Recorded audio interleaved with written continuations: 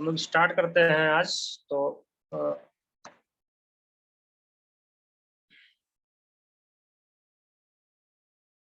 चलिए तो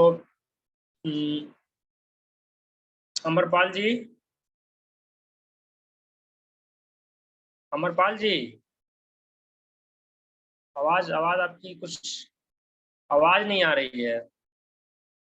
अच्छा, म्यूट हो गया था। ठीक ठीक ठीक। हाँ, तो अ, आप अपना एक संक्षिप्त परिचय दीजिए।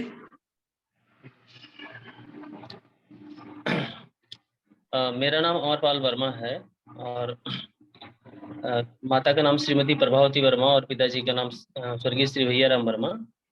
और मैं उत्तर प्रदेश के अम्बेडकर नगर जनपद से बिलोंग करता हूँ। और मेरी जो शैक्षिक पृष्ठभूमि है वो 2005 में मैंने हाई स्कूल और 2007 में इंटरमीडिएट और 2000 के बोर्ड से दोनों कंप्लीट किया है और 2010 में इलाहाबाद विश्वविद्यालय से ग्रेजुएशन कंप्लीट किया है। 2011-12 सत्र में मैंने बीएड और फिर 13 और 14 में मैंने एमए कंप्लीट किया है और 2012 दिसंबर लास्ट में मैंने जेआरएफ और अभी 2014 से पीएचडी कंटिन्यू जारी है। और पिछले 2017 दिसंबर 2017 से कंटिन्यू में क्रमशः नवोदय विद्यालय, केंद्रीय विद्यालय और अभी राजकीय हाई स्कूल में सामाजिक विज्ञान पद पर कार्यरत हूँ। अच्छा, बहुत बढ़िया। यानी कि आप नौकरी काफी पहले से कर रहे हैं जी शिक्षा जगत में। जी। बहुत बढ़िया। ये बताइए, इलाहाबाद विश्वविद्यालय से आपका ग्रेजुएशन रहा, एमए भी रहा है, master degree? MA doctor Ram Manohar Lohia Avadh विश्वविद्यालय से है, हिंदी विषय से। ग्रेजुएशन रहा है। जी। ये बताइए, इलाहाबाद यूनिवर्सिटी की स्थापना कब हुई थी? 23 सितंबर 1887 में। इस समय वहाँ का कुलपति कौन है? Professor Sangeeta Srivastava madam. अच्छा अच्छा, वहाँ पे कुछ ये जो जैसे कुलाधिपति या कुलपति, वो जो कुलपति का कांसेप्ट, कुलाधिपति का कांसेप्ट होता है, कुछ कुछ अलग डिफरेंट टाइप का है क्या कुछ? जैसे मान लीजिए गोरखपुर का है तो गोरखपुर का सबको पता है राज्यपाल है, वहाँ पे जी विजिटर वगैरह क्या कुछ कुछ अलग टाइप का स्ट्रक्चर है क्या वहाँ पे? जी। केंद्रीय विश्वविद्यालय है चूंकि वो, तो ऐसे में मेरी जानकारी जहाँ तक है कि वहाँ का जो कुलाधिपति होगा वो भारत का जो राष्ट्रपति होता है वही होगा। थोड़ा सा इसको देख लीजिएगा। मेरे हिसाब से ना कुछ वहाँ पे विजिटर प्लस कुछ और कुछ कई कुछ दो तीन चीज का मेल है। जैसे जामिया मिलिया का जो कुलाधिपति होता है उपराष्ट्रपति होता है, कुछ जी वही तो नॉर्मली सेंट्रल का तो राष्ट्रपति होता है। बस इस पे थोड़ा सा गौर करिएगा आप ना। जी, बिल्कुल बिल्कुल। चलिए, और ये राम मनोहर लोहिया से आपका पीजी रहा है, जी। तो राम मनोहर लोहिया अवध यूनिवर्सिटी की स्थापना कब हुई थी? 1966 के आसपास है संभवतः, कंफर्म नहीं है इसके स्थापना डेट के बारे में। चलिए कोई बात नहीं, कॉल करिएगा भविष्य के लिए। जी। पीजी आपने वहां से किया है, तो जो एमए फाइनल के जो सब्जेक्ट पेपर रहे आपके, तो पेपर को क्या आप रिकॉल कर सकते हैं इस जी समय? जी, भाषा विज्ञान और सूरदास जी का जो है सूर सागर, जी और हिंदी साहित्य का इतिहास, जी। और एक पेपर जो है, ऐसे 5 पेपर होते हैं, तो एक जो है वाइवा भी है और एक जो है एक आध ऑप्शनल पेपर होगा, मतलब 3-4 में एक आध चूज करना रहता है फाइनल में, जहाँ तक जो है कि मतलब। निबंध है। ओके, चलिए कोई बात नहीं है, ये भविष्य के लिए। और ये बताइए, आप ये कह रहे थे कि आपने आपने नेट क्वालिफाई किया, आप जेआरएफ रहे हैं, जी तो आप रिसर्च भी कर रहे होंगे। जी जी।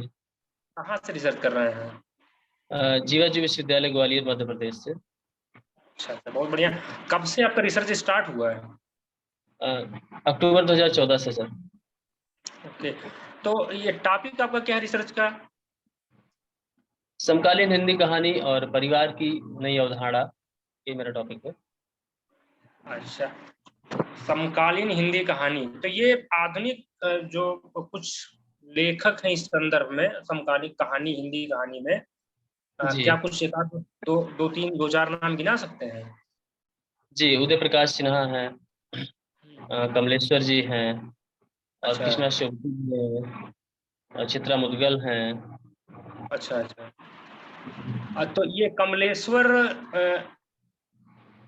की कुछ एक आध बुक जो साहित्य ये ज्ञानपीठ पुरस्कार वगैरह मिला हो, साहित्य अकादमी पुरस्कार हो, उससे एक आध किताब नाम याद है आपको?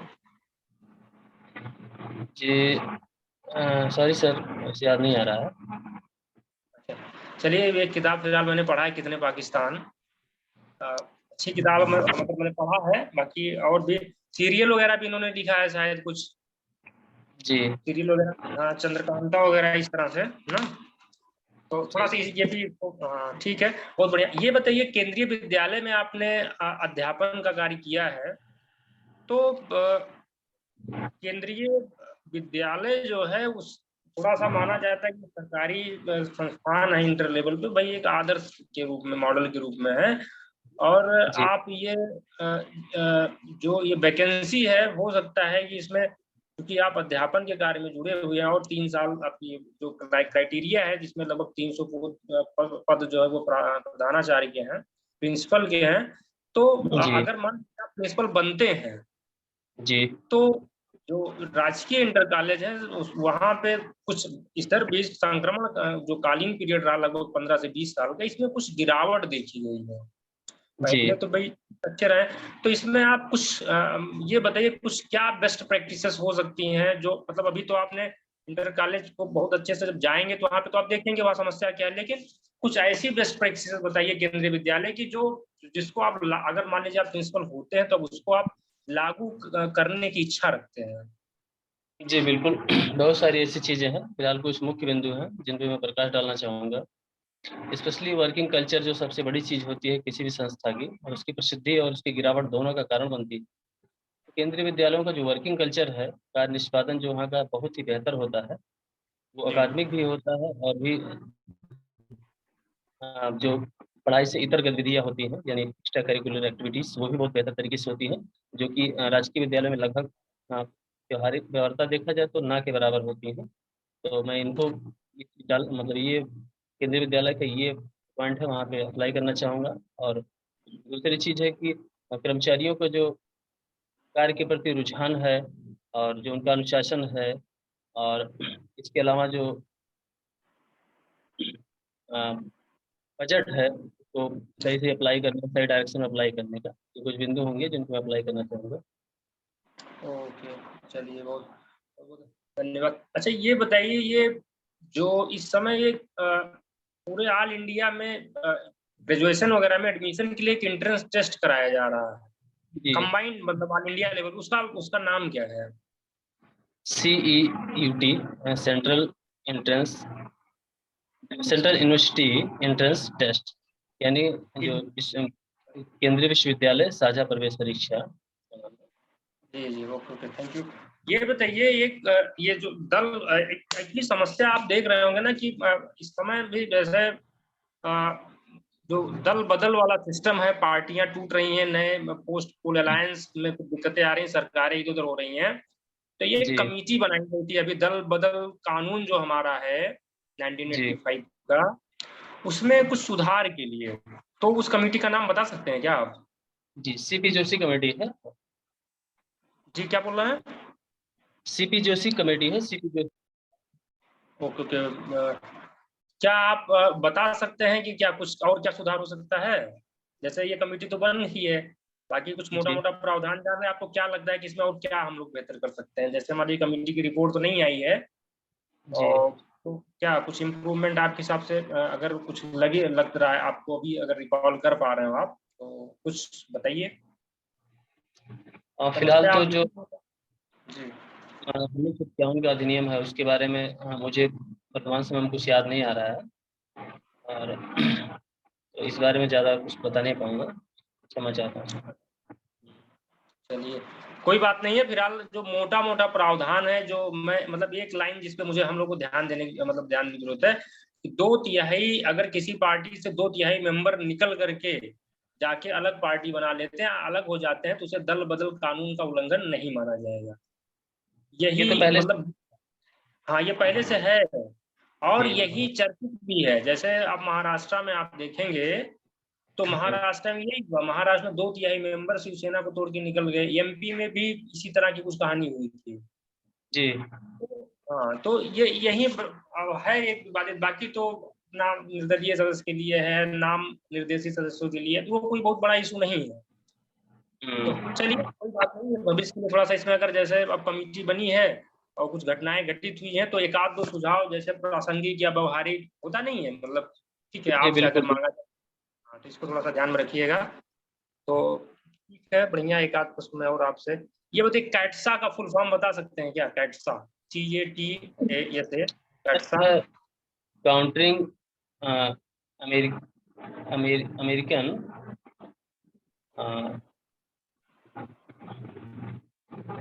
काउंटरिंग अमेरिकन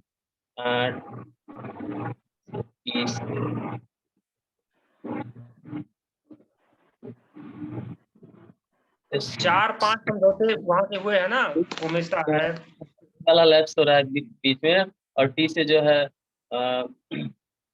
यस से सैंक्शन और ये CAT count countering American accessories और यस सैंक्शन।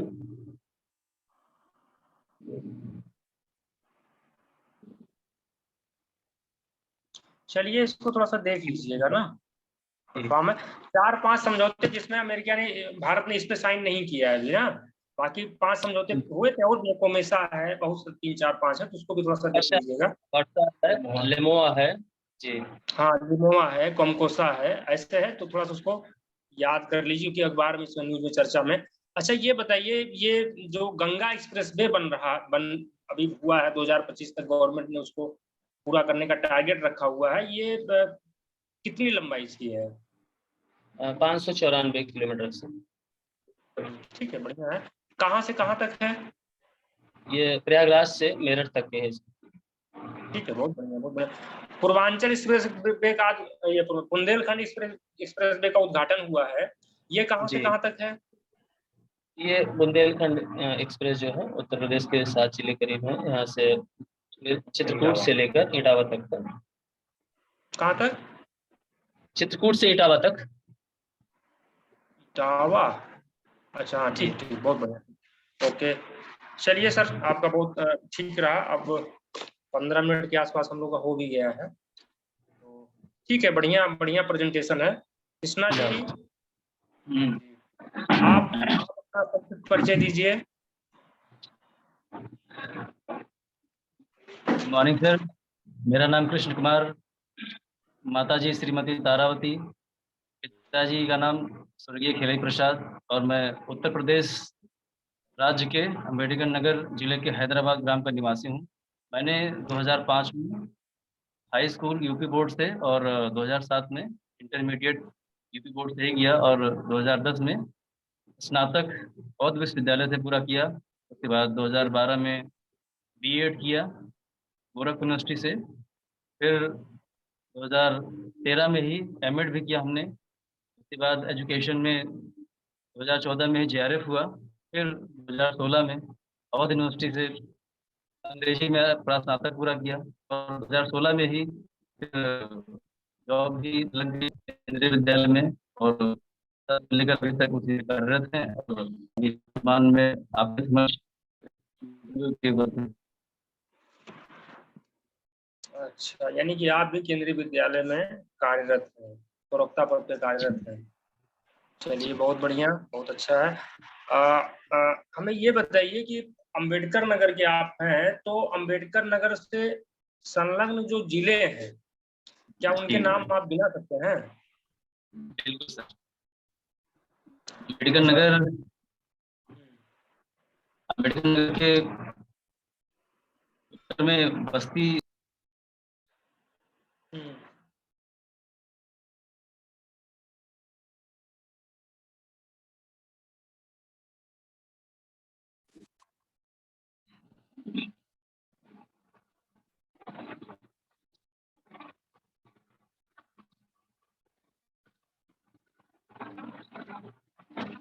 भी चिन्ह बोले हैं क्या अब विश्वविद्यालय बोले गोरखपुर विश्वविद्यालय सभी और भी विश्वविद्यालय और विश्वविद्यालय में ये अवध कई विश्वविद्यालय है ना डॉक्टर दीनदयाल उपाध्याय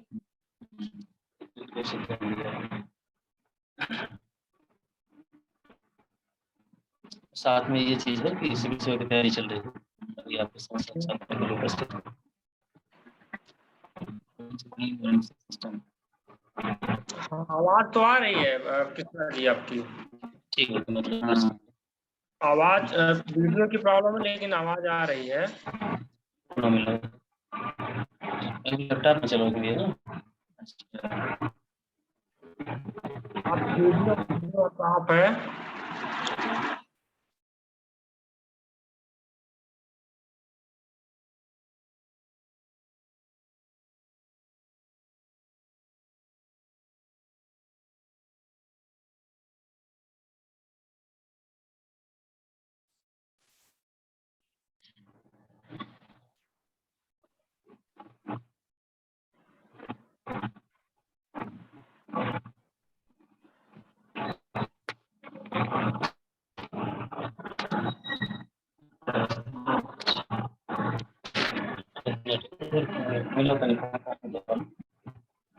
पिन हो गया है आपका, पिन हो गया, पिन वही हटा दीजिए, अब वीडियो चल जाएगा।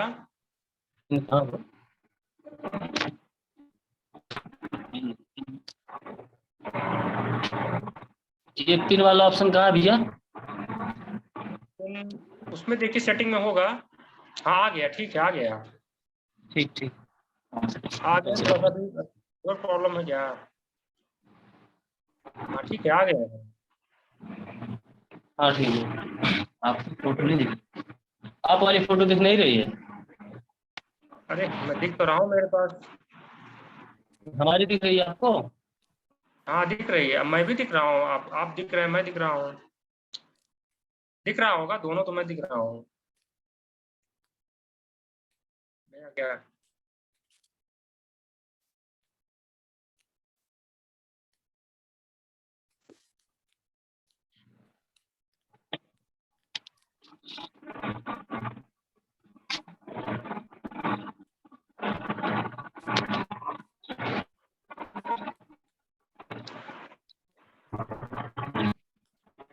हेलो।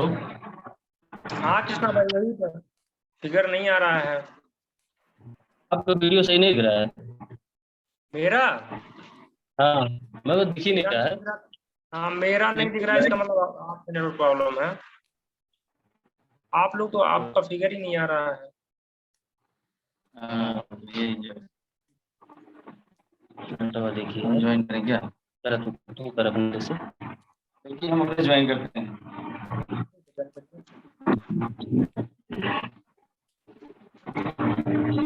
डाटा खत्म हुई इतना जल्दी है।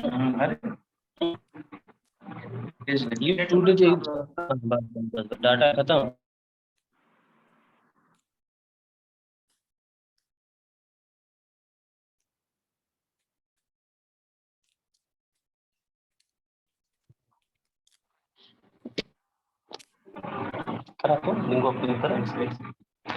किया ना।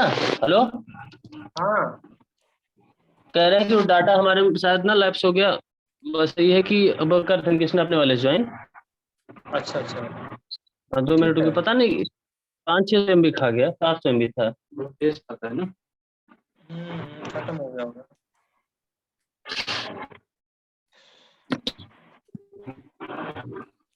बात बता रहा हूँ।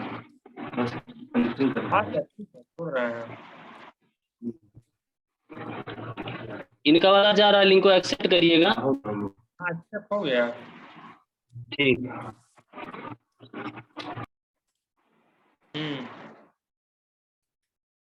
कट गया, फिर कैसे कट गया?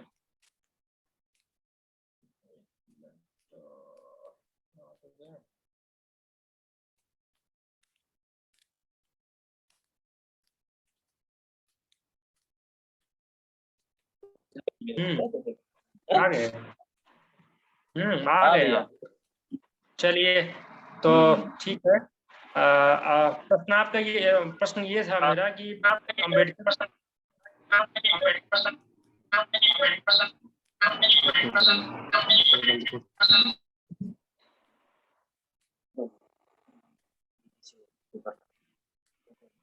प्रश्न मेरा ये था। जी जी बताएं।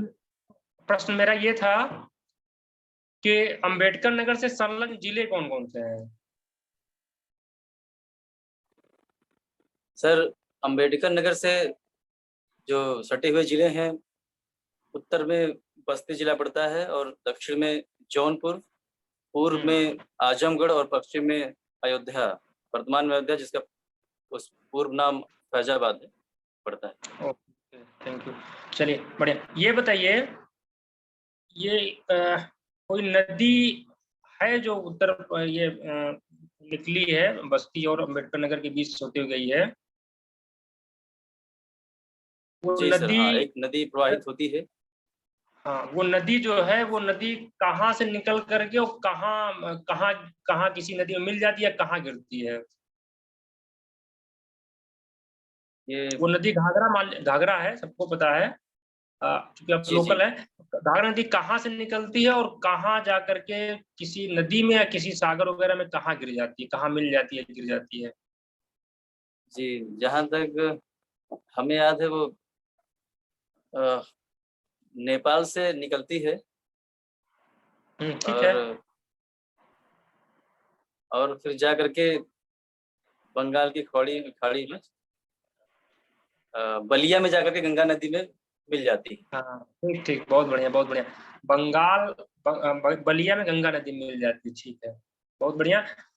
एक्चुअली ये नदी जब आप देखेंगे ना, तो ये इसलिए इसमें बहुत सारी नदियां हैं एक साथ। जैसे बड़ी नदी जो उत्तराखंड से निकलती है, फिर उधर से एक नेपाल से आती नदी, दोनों मिल करके इधर आती है बहराइच के ऊपर, वहां पे आके मिल जाती है। जी ठीक है, बढ़िया है। ये बताइए कि ये अभी एक मीटिंग हुई थी, जो इसमें थोड़ा टेक्निकल नाम है, मैं आपसे प्रश्न करता हूँ। ये जी सर। है, एक मिनट,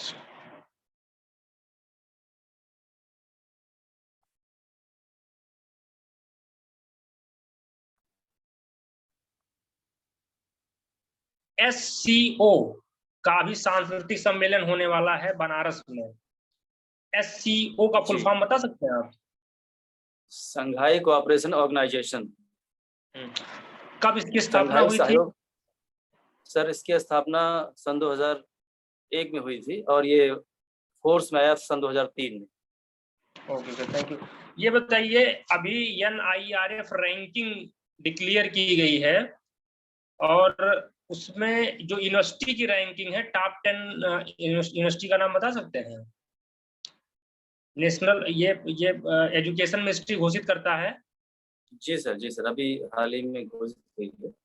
हाँ, तो बताइए, तीन तीन तीन चार रैंकिंग बताइए, स्टार्टिंग कौन सी यूनिवर्सिटी पहले है? सर टॉप 10 यूनिवर्सिटीज की बात करें तो सभी का नाम तो याद नहीं आ रहा है, लेकिन नहीं, जो टॉप फर्स्ट 3। हाँ, रैंक पे है। हाँ। हम्म, क्वेश्चन भैया ना, आप जो दोनों लोगों से जैसे हमसे पूछिए फिर वही क्वेश्चन इनसे भी पूछिए, या इनसे पूछिए फिर वही क्वेश्चन हमसे पूछिए, तो मेरे हिसाब से चलिए ज्यादा अच्छा उत्तर निकल के आएगा। चलिए, ठीक है। तो ठीक है, आप जवाब दे दीजिए। टॉप 3 यूनिवर्सिटी जो NIRF रैंकिंग में है, यूनिवर्सिटी रैंकिंग में। IISc Bengaluru number first rank पे है, और दूसरे नंबर पे जो है JNU, और तीसरे नंबर पे जामिया मिलिया, और चौथे पे जो है जादवपुर कलकत्ता। अच्छा अच्छा, ये इसको NIRF बोलते हैं, तो NIRF का फुल फॉर्म क्या है, बता सकते हैं? National national institutional ranking framework. ठीक है, बहुत बढ़िया। कौन इसको घोषित करता है? Ministry of education, MOE। अच्छा, चलिए। अच्छा, ये अभी आप एक शब्द सुने होंगे, अमृत सरोवर। जी, अमृत सरोवर भारत सरकार की एक परियोजना है। भारत सरकार की है या उत्तर जी, प्रदेश सरकार की है? ये सर जो है भारत सरकार की पहल पे जो है, मतलब सारे राज्य जो है अच्छा, तो प्रत्येक जिले में अप्रैल 2022 से स्टार्ट हुआ है, और 15 अगस्त 2022 तक जो है सभी राज्यों द्वारा जो है अपने प्रत्येक जिले में 75 सरोवर जो है विकसित किए जाने बहुत बहुत बहुत अच्छा।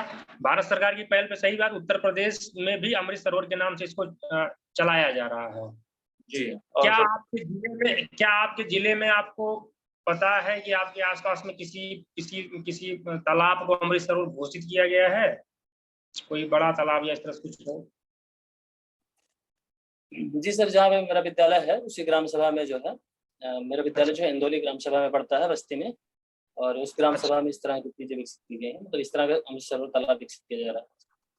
अच्छा, चलिए ठीक है। ये बताइए, अभी संसदीय कार्रवाई के में कुछ विवाद ये आ रहा है, कुछ शब्द को असंसदीय घोषित किया गया है। तो असंसदीय जो शब्द घोषित किया गया है उससे आप लोग क्या, मतलब अभी बहुत विवाद भी चल रहा है, तो उस पे आप लोग का क्या नजरिया, कि क्या मतलब क्या सोचते हैं कि क्या इस तरह से कुछ किया जाना चाहिए, या फिर मतलब जो सरकार ने किया है, या सरकार से संबंधित जो भी, यानी कि सत्ता पक्ष जो सरकार में है और जो विपक्ष उठा रहा है, आपको क्या लगता है सही, इसमें सही तथ्य क्या है? जैसे कोई पूछे कि मान लीजिए आप न्यूज रिपोर्टर हैं और आपसे पूछा जाए सही तथ्य क्या है, तो क्या बताएंगे आप लोग? क्या है, आप बता सकते हैं? बिल्कुल सर, जहाँ तक रही बात कुछ शब्दों को असंसदीय या अनपार्लियामेंट्री डिक्लेयर करने का सवाल, तो समय समय पर समीक्षा के आधार पर कुछ शब्दों को इस श्रेणी में डाला जाता है, और भारत सरकार की तरफ से ऐसा कदम उठाया जाना भी चाहिए। लेकिन वर्तमान जो परिदृश्य है इसमें हमें लगता है कुछ ऐसे शब्दों को भी शामिल कर लिया गया है जिसकी शायद आवश्यकता नहीं थी, क्योंकि पूर्व के दिनों में हमने सुना भी था संसद में माननीयों को बोलते हुए, जो शब्द विपक्ष यूज कर रहा था और पक्ष भी मतलब सत्ता पक्ष भी उन शब्दों को यूज करके विपक्ष को घेरने की कोशिश कर रहा था। तो ऐसे केस में हमें लगता है कि स्वस्थ लोकतंत्र के लिए आलोचनात्मक शब्दों का प्रयोग किया जाना वर्जित नहीं होना चाहिए इस तरह से। और रही बात असंसदीय शब्दों को घोषित करने का, तो वो विपक्ष को भी विश्वास में लेकर के ही ऐसे शब्दों को घोषित किया जाना चाहिए मेरे हिसाब से। अच्छा, हाँ, एक पॉइंट मैं ऐड करना चाहूंगा कि जैसे पार्लियामेंट्री शब्द डिक्लेयर करने का मतलब ये नहीं कि आप बोल नहीं सकते हैं, आप बोल सकते हैं, लेकिन जब वो लिखित में उसको लिखा जाएगा, उस तरह के शब्दों को फिर लिखित कार्रवाई में शामिल नहीं किया जाएगा। ये मतलब ये दिमाग में रखिएगा कि जैसे बोलने में कोई दिक्कत नहीं कि आप बोल गए संसद में, लेकिन जब उसका रिटर्न होता नहीं कि ये शब्द ये बोल गए, फिर ये कि पार्लियामेंट की कार्रवाई से इसको निकाल दिया जाए, इस तरह के निर्णय लिए जाते हैं बीच बीच में। तो यहाँ जो पीठासीन अधिकारी होता है वो निर्णय लेता है, जब उसमें मांग होती है तो अपना विवेक लगाता है। तो यहाँ पहले से डिक्लेयर कर दिया गया कि ये सब असंसदीय होंगे और इनको पार्लियामेंट्री कार्रवाई में लिखित में जब लिखा जाएगा रिकॉर्ड के रूप में, तो इसको नहीं शामिल किया जाएगा। ये लाइन थोड़ा सा ध्यान रखिएगा। अच्छा, ये आप लोग जी एक बात, ये क्वेश्चन आप फिर से पूछिए और मैं इसका उत्तर देने की कोशिश करूंगा। कौन? ये क्वेश्चन असंसदीय शब्द वाला पूरा क्वेश्चन फिर से। हाँ, मैं ये कह रहा हूँ कि जो अभी जो है, जो रूल बुक है संसद का, उसमें जो है कुछ शब्दों को पार्लियामेंट्री एक्सप्रेशन घोषित किया या शब्द घोषित किया गया है। तो इसकी वजह से सत्ता पक्ष और विपक्ष में, कह सकते हैं राजनीतिक पार्टियों में एक विवाद है कि इससे जो कह सकते हैं कि आर्टिकल 105 है, उससे जो है जो सांसदों की अभिव्यक्ति की स्वतंत्रता है वो बाधित हो रही है। ठीक है, तो इसको आप किस रूप में लेते हैं कि ये गलत, कोई मतलब गलत दिशा में जा रहा है चीजें, या इस तरह से क्या होना चाहिए, आपको क्या लगता है?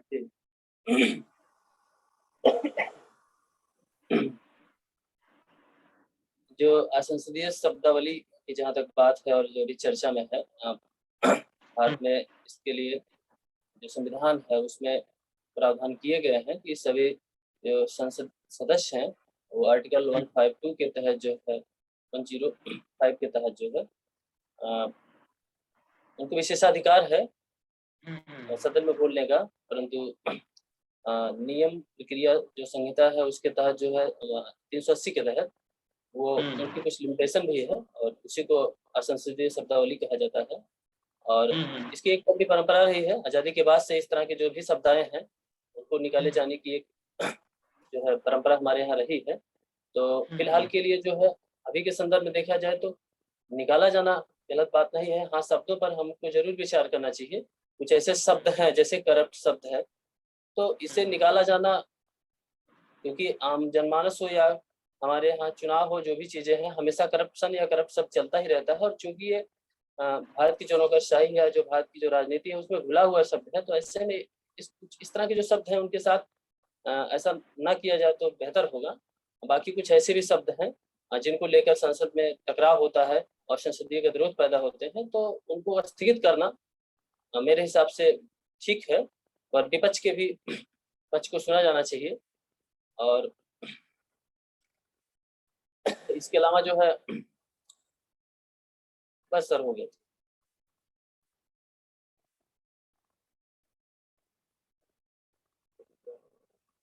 Hello hello hello. हाँ ठीक है, वो एक्चुअली थोड़ा सा कट गया था। तो ठीक है, बढ़िया है, सही बोल रहा है। ये बताइए, एक नैनो यूरिया का कॉन्सेप्ट आ रहा है। नैनो यूरिया ये बनना चालू हो गया, इंडिया में इफको बना रहा है। तो क्या है, कुछ हल्का सा प्रकाश डाल सकते हैं नैनो यूरिया के बारे पर?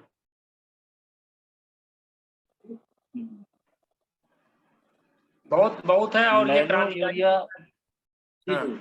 जी जी, और नैनो यूरिया भारत सरकार के ऑर्गेनिक फार्मिंग का कह सकते हैं एक हिस्सा है। उसको प्रमोट करने का ही एक कार्यक्रम ही है।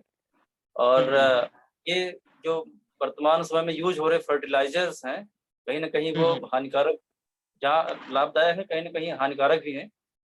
और बहुत अधिक मात्रा में हमारे देश में उसकी आवश्यकता भी पड़ती है, क्योंकि खेती का काम बहुत बड़े स्तर पे होता है। तो फर्टिलाइजर का यूज भी बहुत बड़े स्तर पर होता है। नैनो यूरिया हमारे कह सकते हैं कि खेती के संदर्भ में इस रूप में बेहतर साबित होगा कि वो बहुत कम मात्रा में बहुत बड़े स्तर पे, बहुत बड़े मतलब कह सकते हैं कि भूमि को उर्वर किया जा सकता है। जहाँ तक मैं समझता हूँ कुछ इस तरह से। नहीं, बात आप ये लास्ट वाली लाइन आपकी ठीक है। एक्चुअली ऑर्गेनिक नहीं है ये नैनो यूरिया। जैसे मान लीजिए एक बोरी जो आपकी यूरिया है 500 ml आपको अगर मिल गया, आधा आधा आधा आधा लीटर। हम स्पष्ट क्या भैया? हाँ बोलिए। नैनो यूरिया जो है ये एक तरह से पर्यावरण हितैषी है और जो हमारी साइंस टेक्नोलॉजी है उसका एक नवाचार माना जाएगा, ये आविष्कार है, जिसमें हम क्या करते हैं कि जो यूरिया अभी हमको ठोस रूप में बोरी के रूप में मिलती थी, उसको हम क्या करते हैं कि नैनोमीटर, स्पेशली 20 से 50 नैनोमीटर के आसपास होता है, उसको नैनोमीटर में लिया जाता है। और ये जो है इसको हम तरल रूप में, लिक्विड फॉर्म में इस्तेमाल करते हैं, बिल्कुल ऐसे ही जैसे कि तेल की बोतल होती है या और लिक्विड फॉर्म में जो भी चीजें आती हैं। तो नैनो यूरिया जो है ये अभी का जो 1000 या कह सकते हैं कि 100 किलो यूरिया जो होगी उसका 1000 ml नैनो यूरिया के रूप में एक बोतल में हम इसको प्रयोग करेंगे। या इसमें इसके कुछ फायदे हम बताना चाहेंगे कि नैनो यूरिया में जो है कि ये तो सबसे पहली चीज है कि पर्यावरण हितैषी है, स्पेशली जो लिंचिंग के माध्यम से या गैसीय रूपांतरण के माध्यम से यूरिया, क्योंकि जमीन या फसलें पूरी तरह से एक्सेप्ट नहीं करती थी, उसका केवल 40% ही ले पाती है जितनी की बुआई होती थी। जबकि नैनो यूरिया के साथ कॉन्सेप्ट ये है कि ये करीब 80% एक्सेप्टेशन है इसका, और इसका हम छिड़काव पत्ती पे करते हैं, तो इससे मृदा का जो प्रदूषण है और जो भूजल प्रदूषण है इसमें रुकावट आएगी। इसके साथ साथ जो ग्रीन हाउस गैसें या नाइट्रस ऑक्साइड के रूप में प्रदूषण होता था अब तक वायुमंडल में, ग्लोबल वार्मिंग जिसकी वजह से ज्यादा उसकी फैलाव हो रहा था, तो ये इन चीजों में रुकावट आएगी। इसके साथ साथ जो है करीब इसका जो खर्च है, खर्च में भी कमी, लागत में कमी आएगी, जो कि किसानों की इस समय की एक बड़ी समस्या है। तो लागत में कमी आएगी और जो प्रोडक्शन है वो करीब 8 से 10% प्रोडक्शन ये बढ़ा देगा। तो ये कुछ बेसिक चीजें हैं उसके बारे में। बात क्लियर होगी, इफिशियंसी अच्छी रहेगी, प्रोडक्टिविटी भी रहेगी, प्लस जो है ये भी कह सकते हैं कि सरकार के स्तर मतलब प्रोडक्शन भी इसका अच्छा हो सकता है, जो खाद की, ये यूरिया की क्राइसिस रही है, इस पे भी गवर्नमेंट इसको अच्छे से भविष्य में इसको कंट्रोल कर पाएगी। शार्टेज और भी कई जी इसके और भी कई गौर फायदे गिनाए जा सकते हैं, जैसे कि हमारे यहाँ जो खेत होते हैं छोटी जोतों के होते हैं, खेतों तक परिवहन के साधन नहीं पहुंच पाते हैं,